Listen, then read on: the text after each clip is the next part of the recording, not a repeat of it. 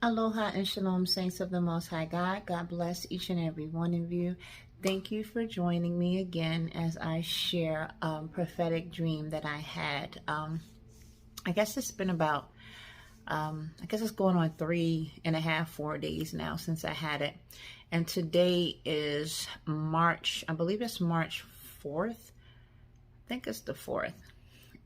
So I think this happened around like the 1st or the 2nd of March. So what I saw was a table, and I saw what looked like the apostles, and I was seeing the table where they were. It kind of looked like the picture of the Last Supper, how like, you know, our view is like we see all of the apostles and Jesus and Mary Magdalene, they're all sitting at the table, but there's no one on the side of the table that we're viewing. We just see them, like we don't see any bags.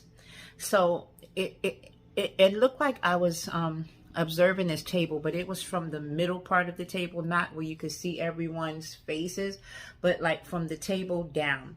So I was observing all of the feet of I guess the servants of the Lord that was at this table.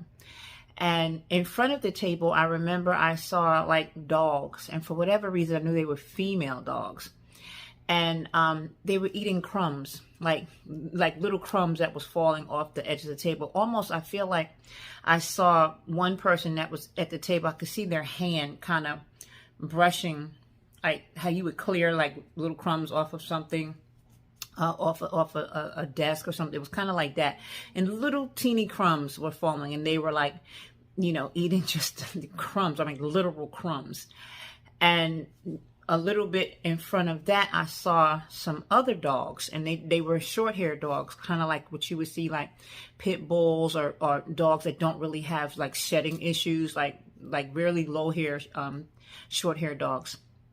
And they weren't like huge dogs either. They were like medium-sized dogs or what have you. And they were eating vomit, like they had vomited and they were eating this vomit. And I was like, huh.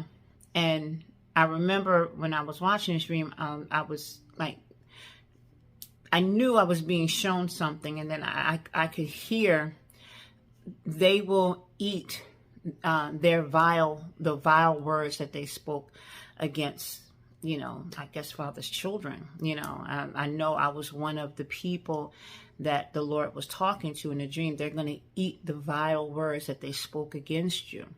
So, and I remember the word vile was so, you know, emphasized, V-I-L-E.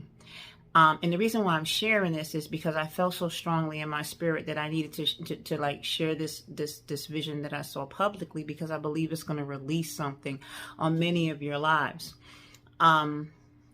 You know, the Bible says that God reveals, you know, he doesn't do anything until he first reveals it to his prophets. And one thing that I do know historically concerning me, when the Lord gives me something, we see it in the news.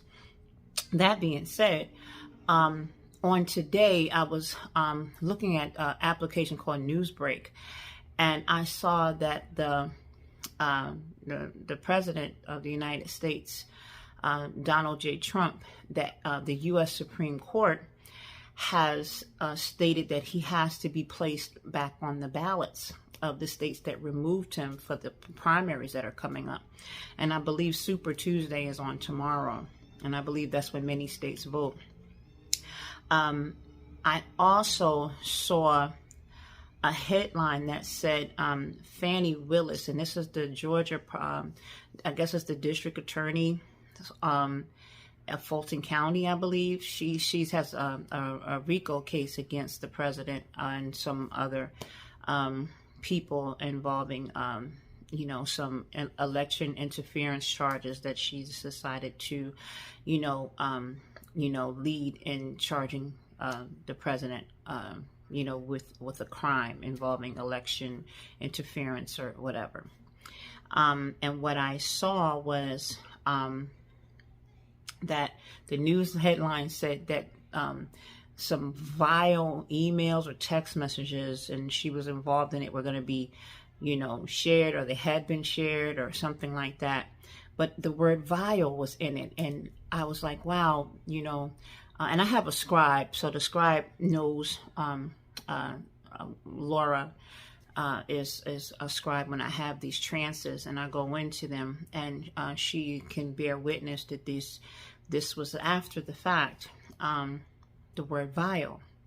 And it was very, very bizarre because what I noticed is that a lot of the vile things that people have been saying, they are being made to, eat their words, which is what I believe I saw in the vision.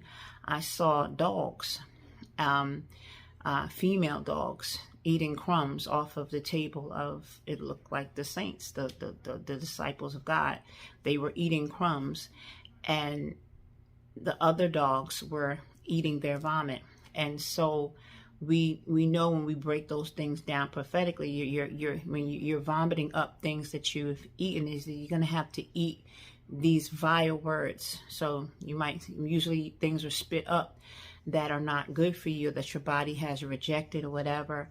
And these things, were evidently bad things that were spoken against God's people or God's chosen vessels for whatever it is that he's chosen them, to do or function in or administer.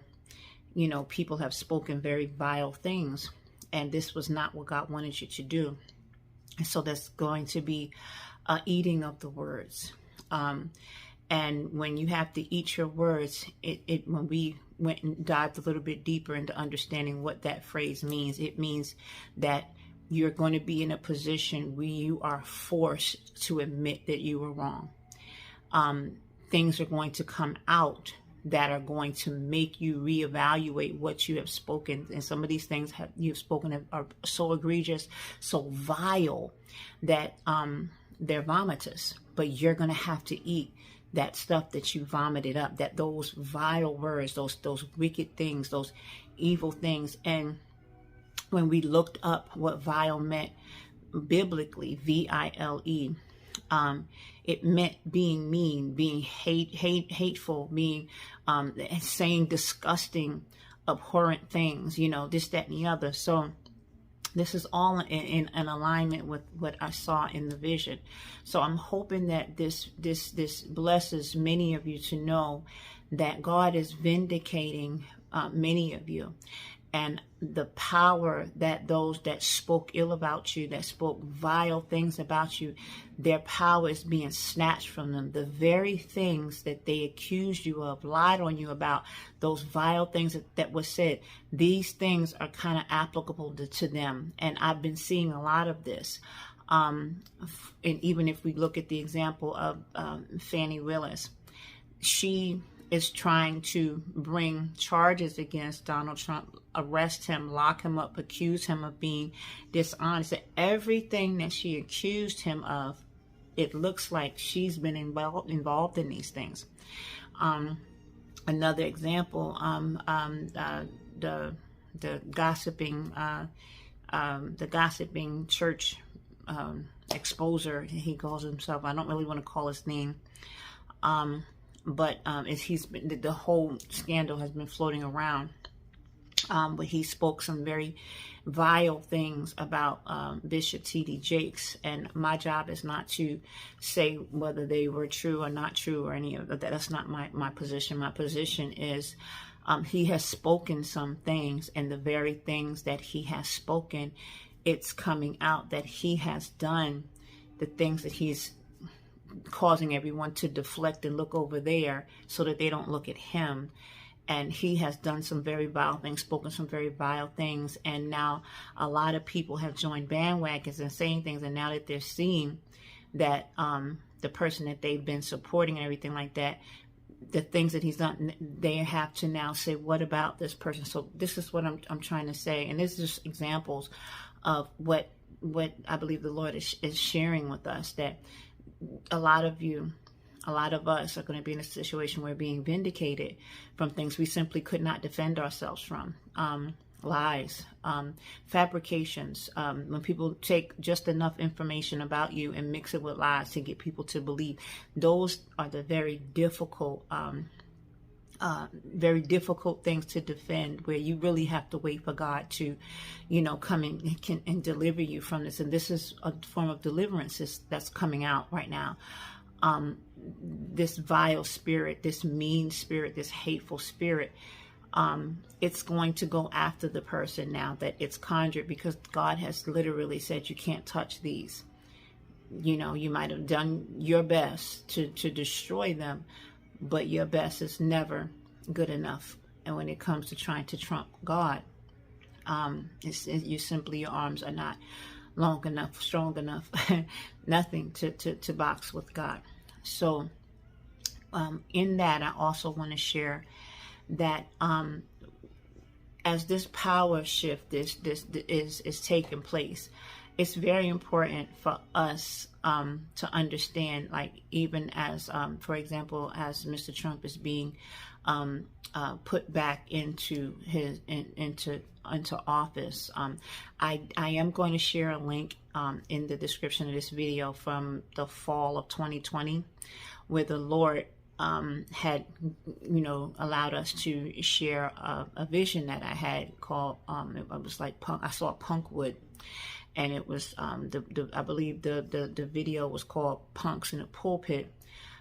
Many people had saw that Trump was going to be serving a second term.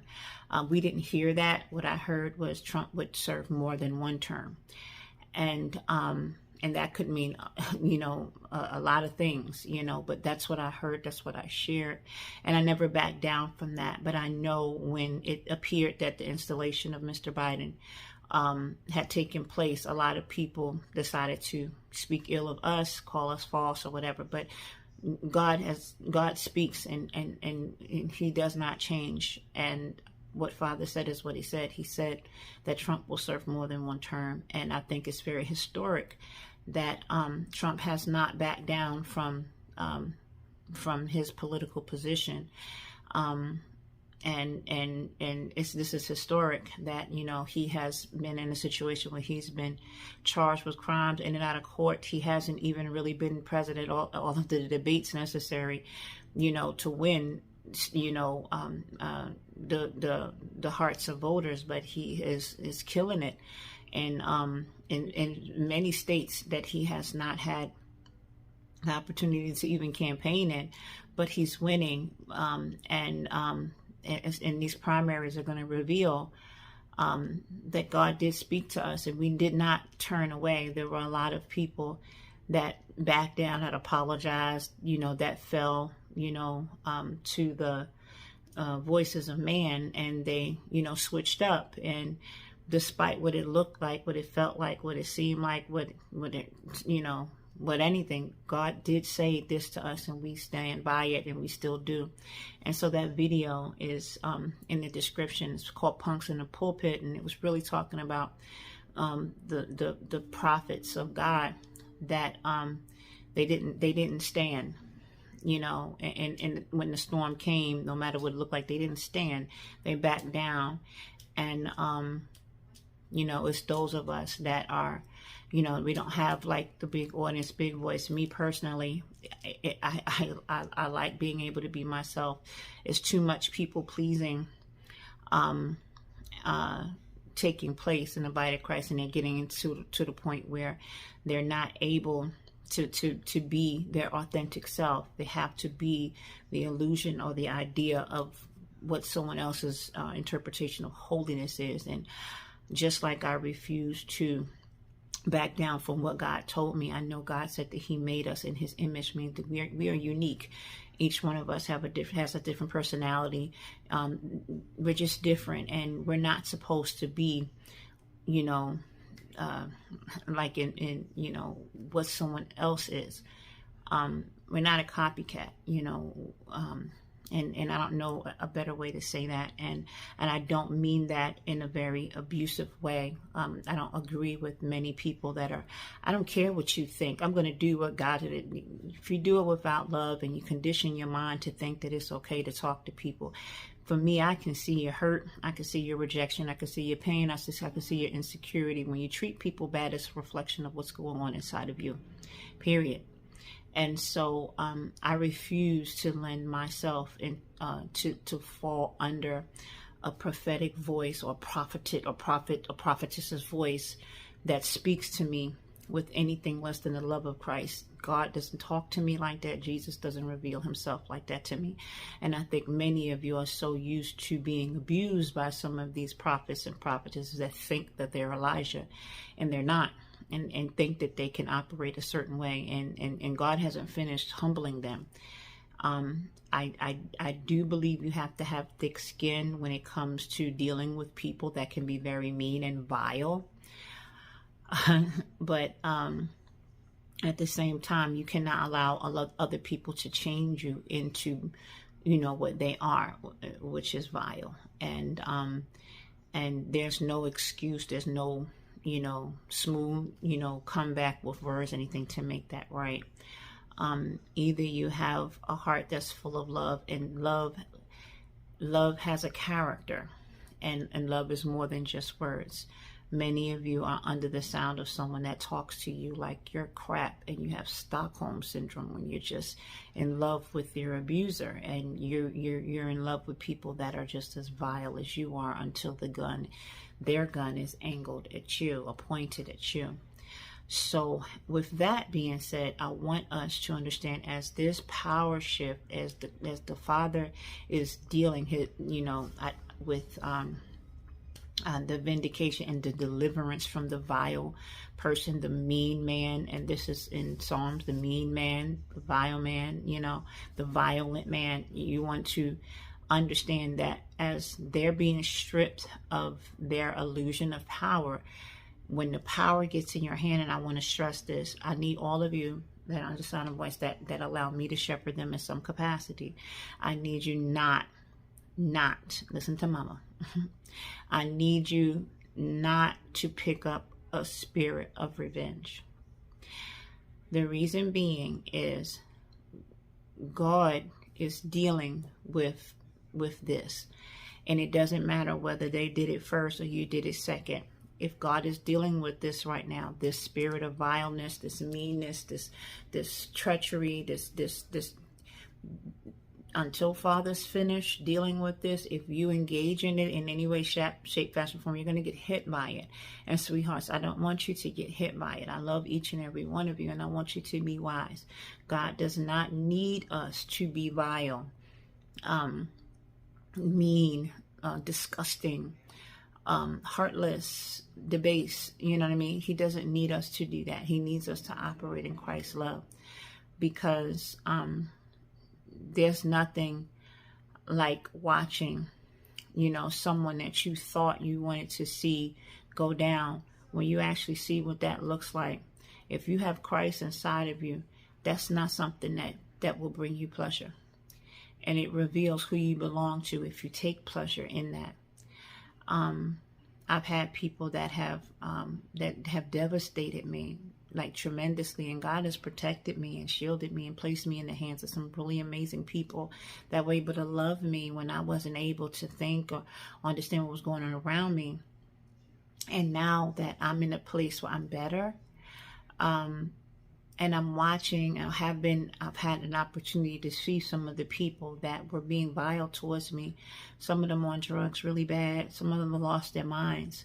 Some of them have had situations with homelessness. Some of them they've been brought low. And that's not something that, if you are a child of God, and even if that's your enemy, you don't, that doesn't feel good. It doesn't.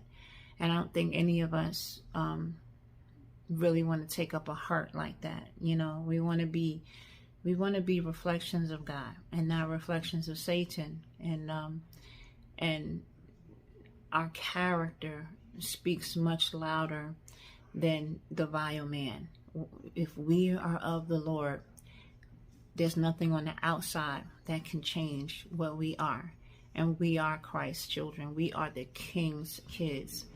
And there's an etiquette that royalty has. And being vengeful and petty and operating in the aha and all of that, it's not. Now, that does not mean we don't have a human moment and we say, you know what?